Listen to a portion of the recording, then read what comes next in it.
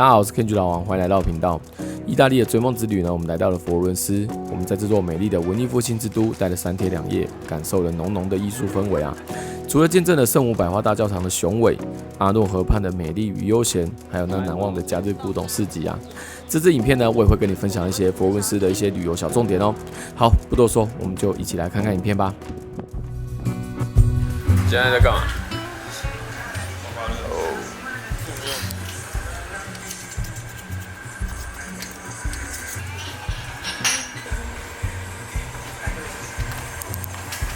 ？€5 you win. Oh, oh.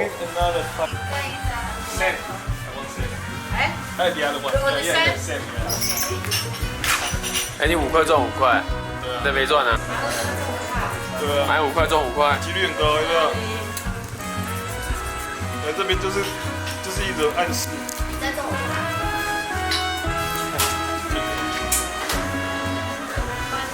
哦，鸡蛋哦，这边就是一种暗示。国外驾驶感觉如何？就觉得就是so easy man。今天是在意大利的第4天了，我们从罗马开车穿过最美的托斯卡尼，来到了佛罗伦斯。其实我在意大利已经开车2天了，感觉有点慢慢上手，而且这个体验真的很棒。接下来我们即将要进入到佛罗伦斯，它还有一个很棒的中文名字，叫做翡冷翠。诗人徐志摩给了它一个非常棒的翻译名啊，让我对这个城市非常的好奇。这边就简单的介绍一下这个地方吧。城市中心呢，就以圣母百花大教堂为整个城市的主轴，美景、古迹、shopping 全部都在这里。选择住宿，选这边就没错了。要吃点好吃的，别忘了来到中央市场，这边从早上到晚上都有不同的当地特色美食可以品尝哦。还有一个我觉得很美的地方，就是阿诺河畔上的老桥区，这边的河边美景啊，从早到晚都有不同的景色，尤其是夜晚的河边倒影，真的很美，别忘了一定要过去看看哦。我们在指定的时间啊，将车子还给租车公司之后呢，就准备前往 Airbnb check in 喽。原定注册地点就在圣母百花大教堂附近，但房东说房间有点问题，准备帮我升级一个比较好的房间，只是距离会有一点点远。后来我也没想太多，就想说那就去看看吧。结果我们就搭了车来到阿诺河的另外一侧，这个当下其实我有点傻眼，但想想房间其实是有比较好啦，既来之则安之吧。随后呢 check in 完后，我们就搭着 Uber 来到中央市场周边，准备来去享用晚餐呢。中央市场的晚上啊，2楼其实非常的热闹，应该说是意大利的经典美食在这里都找得到，而且用餐环境啊其实还不错，也真的蛮推荐晚上不知道吃什么，你就可以来这边走走。然而佛罗伦斯必吃的就是牛肚包了，中央市场的牛肚包最有名的是1楼的 Danebo， 但这间店只有开早上。我又很想吃看看，我就随便买了一间。吃完之后，我只能说普普通通的，这样搞得我又很好奇1楼那间到底是有多好吃啊！用完餐之后呢，我们就一样搭着 Uber 回去民宿休息喽，准备迎接明天一早的佛罗伦斯。这边就顺便来开箱一下传说中升级后的民宿是长怎样。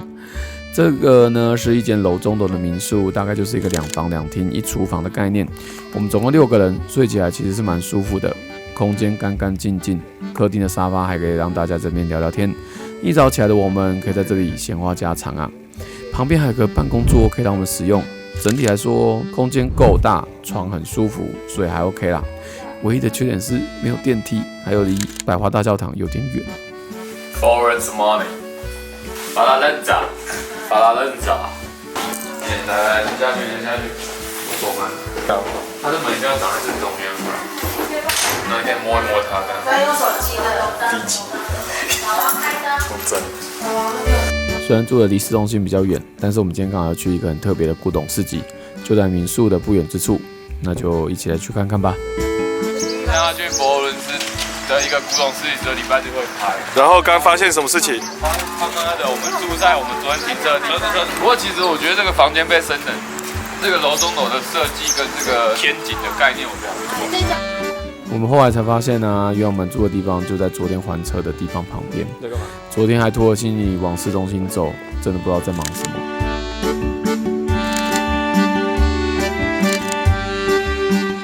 终于来到我非常期待的圣神广场假日古董市集了。在这次的意大利行程当中，我只有在佛罗伦斯有找到这样子的古董市集，因为通常这样子的市集啊，也不是常常有，也要时间搭得上才有机会探访。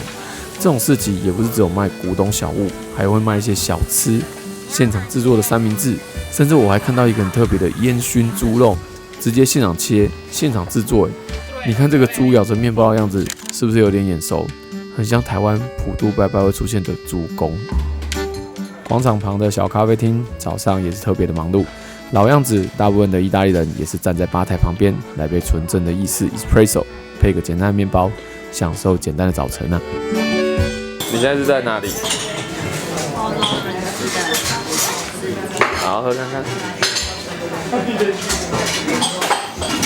如何？没有，那好了吗？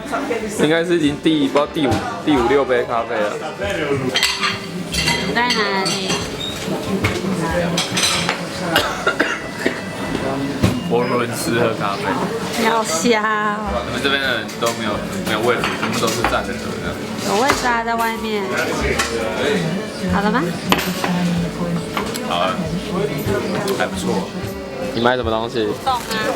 这边是佛罗伦斯的假日古董市集，好多哦。我真的好喜欢这个市集哦。佛罗伦斯啊，被誉为文艺复兴之都，就是因为早期15世纪这个地方有很多的艺术家、文学家在这个地方做交流，而这边的艺术品典藏也是非常多的，可以说整个城市就是一个艺术品。而这样子的文艺复兴之都，在这里逛着这些古董道具，会发现他们的摆设都非常有味道，而这些意大利人的古董卖家也非常有品味。我就这样静静的看着逛着，这是一次多么迷人的体验啊！超多东西都想带回家，但唯一遗憾是我的行李箱真的太小了。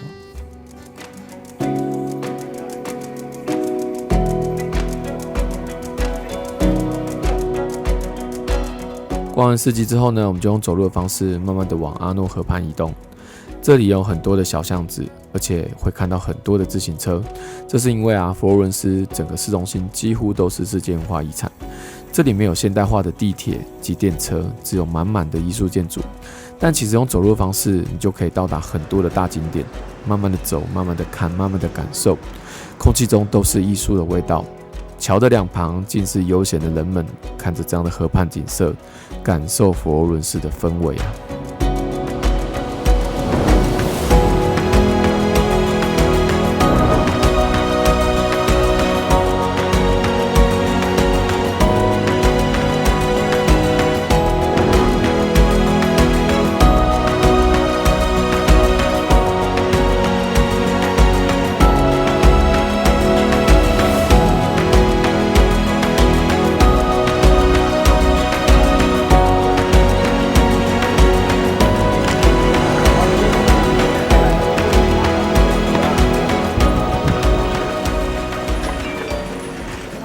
穿越河畔之后呢，我慢慢进入了市中心，迎面而来的是两旁非常有质感的奢侈品大街，而这条街上有非常多的街头艺人弹奏着非常浪漫的旋律，整个街道啊根本就自带 BGM， 非常的悠闲，加上时不时遇到的复古马车，你怎能不喜欢上这个氛围呢？而这一切的美好就在这个黑人小哥哥出现之后，我的好朋友 Avis 有着不同的旅游体验。一个不留神，他的手上就被套了一个拿不下的手环。黑人小哥哥完全没有要帮他解开的意思，5欧元就这样不见了。这是有什么样的意义？就是来自欧洲的非洲的祝福。我知道这什么意义了，带这个就是 stupid guy。No, come on, it's very smart guy. Come on. 先 mark 起来 stupid guy。但是他送我一个 elephant。你买什么？可爱的 elephant。没有啊，就他过来兜售，我想就算了，没关系。这是一种帮助世界各国的人的感觉。哦。来这边就是一种暗示。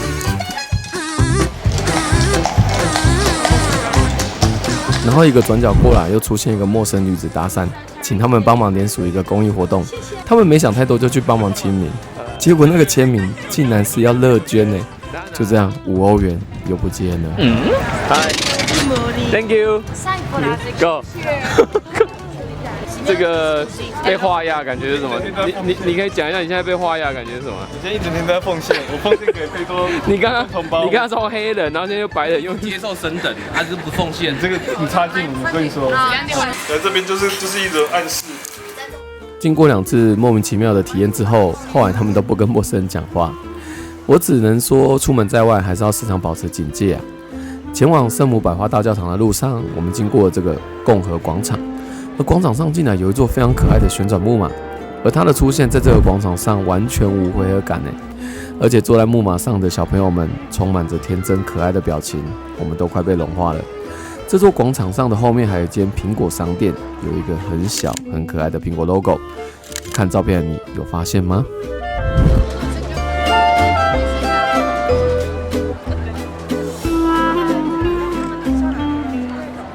接着我们来到了圣母百花大教堂，这座雄伟的建筑起建于13世纪末，前后的工程大概150年才完成。最有名的是它的圆顶设计，这教堂的圆顶设计被认为是文艺复兴时期最重要的建筑巅峰。从圆顶内还可以看到文艺复兴画家著名的壁画作品《最后的审判》。走进来后啊，你看到的每一个视角都会让你非常惊艳。相较于在梵蒂冈看到的圣彼得大教堂，以规模来说，圣彼得大教堂绝对是最大的。但是以历史的角度来看，这座圣母百花大教堂的历史足足比梵蒂冈的圣彼得大教堂早了约200多年了。加上它在文艺复兴时期的成就，绝对会是来到意大利你必须到访的历史古迹。另外，我也默默地观察到，到访这边的信众那样虔诚的表情，是我在别的教堂所没有看到过的。这种空间氛围感，真的会让你感到庄严而且敬畏。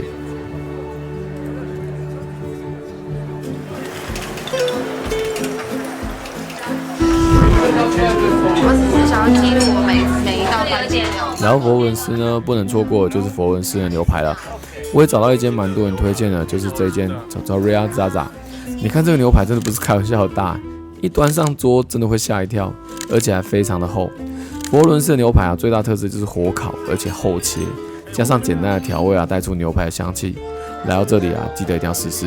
这间店开业也是几年了，也算是一间老店，价格合理，在这边就推荐给大家喽。吃完饭后呢，我决定来去挑战一下登顶区爬414阶的乔托钟楼，它就位在百花大教堂旁边，可以从空中俯瞰整个佛罗伦斯，还有最经典的百花大教堂景色。附带一提，你还可以近距离听到最立体的钟声啊！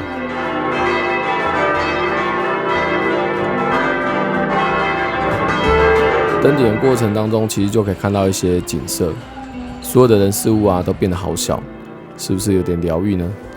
但这都不是顶楼，最棒的景色还要继续往上爬。我就这样一个人默默地背着相机爬上了顶层，虽然真的很喘，但也真的很美。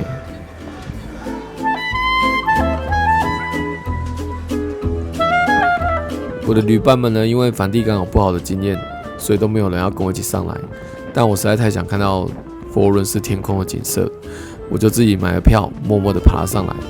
登顶之后看到这个角度，真的有点感动哎。这个就是我在佛罗伦斯明信片当中最常看到的那个角度啊。我就这样在这个地方疯狂的拍照，我只想好好的拍下我所看到的一切美景。这个过程真的很累，但真的很美啊。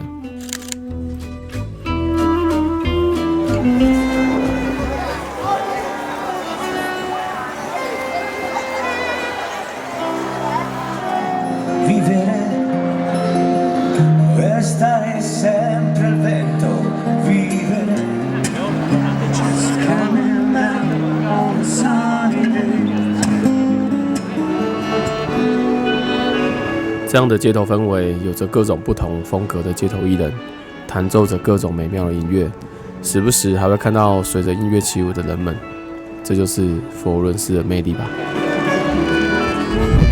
接着我们来到圣玛利亚百年修道院药妆店。我们来到这间总店啊，它是位在佛罗伦斯主车站的附近，一个非常不起眼的巷子里。但是走进来，你相当于走进去意大利最古老的药妆博物馆。这间神秘的药妆店啊，历史可以回推到1221年，一位神秘的修道士来到佛罗伦斯，开始种植各种药草及草本植物，后来生产的香膏、乳霜用来净身、祭祀用，但也仅限于教廷、皇宫贵族的御用品，一直到了1612年才正式对外贩售。真的是一个非常神秘且历史悠久的药妆品牌。布里菜单，这是圣母玛利亚的那个圣塔玛利亚什么？我想要买护手霜。附带一提，这个品牌在网络上有很多代购卖家在卖，但价格都不太便宜。所以如果真的有来到佛罗伦斯，非常推荐一定要来走走，带一些实用的药妆品回去哦。进入米其林，你看2007、2013、2014、2012年。晚餐时间，我们来到了米其林推荐的布卡 Mario 用餐，而它也是一间非常有名的佛罗伦斯牛排馆，还连续几年获得了米其林的推荐。而这间店的历史比早上的 Trattoria Zaza 几乎多了100年，是一间历史悠久而且服务非常到位的餐厅。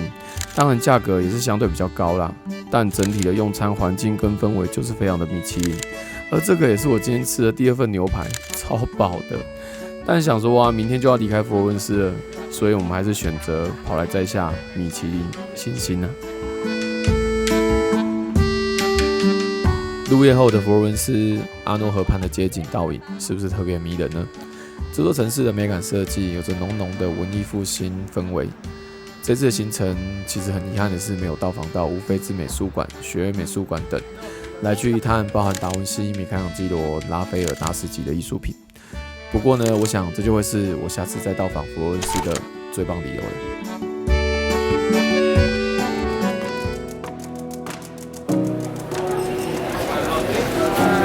现在在排什么？佛罗伦斯最有名的牛肚包，昨天吃到那是仿，但那个 Top Choice 2050有没有 P60 也是。